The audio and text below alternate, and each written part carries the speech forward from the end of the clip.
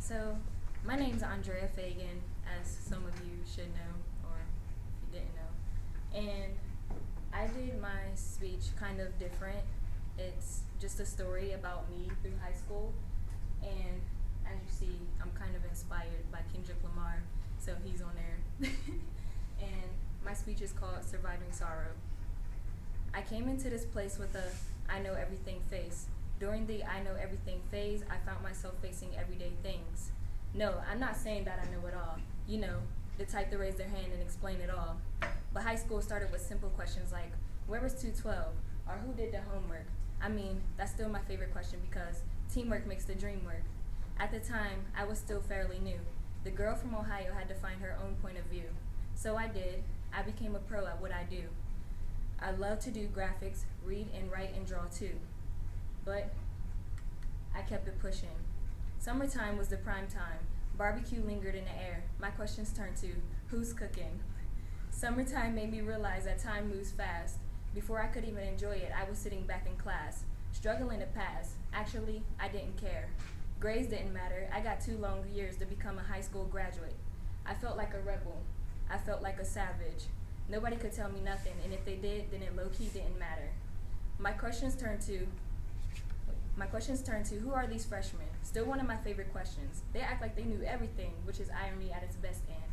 I was balanced on a scale, like a Libra that I am, but just with one tip, I would get sent over the edge. But my life revolved around a guy. No, not just a guy, I mean guys. We're talking about the love of my life. Whenever I would cry, he made me feel alright. You know that type. I'll be with you forever, well, at least for the rest of my life. My questions turn to, where are you? Or are you coming over? Or let's skip class. Who's this liking all your pictures? Junior year came along, and we were still going strong. Nothing could stop us. Nothing could ever take my throne. But like I said before, I know everything. Until that day came and I was standing in the rain. Here lies me, the girl who wanted to be wanted, has died from confliction in a mere reality of being convicted. Well, at least that's how it felt. My questions turn to, how could you? Or I thought this was forever. I wish we were together, but you don't put in any effort. I wanted to be a Libra again.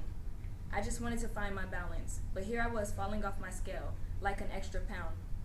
I had to learn to live again. I had to go and learn myself. The girl who knows everything had to go and figure everything out. My questions turned into statements, very bold and profound. Instead of asking, how do I do this, I said, I'll go and figure it out. I never had emotion, but here I found myself playing with many different potions. I never felt sad, and I never sought out for comfort.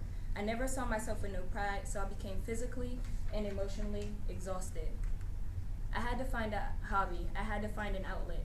I started writing a book and going to different outings. I learned to be alone and to better myself. But senior year came around, I felt like a different person. Well, not quite different, but I felt like I was worth it. To my peers, I looked the same, but a lot has really changed. It made me realize that there is often a mask in front of pain. I can only tell the senior class to never live life in the past. Keep it pushing and watch how your questions change. And through everything you do, I can only tell you how I survived my sorrow, and that's to become the greatest you.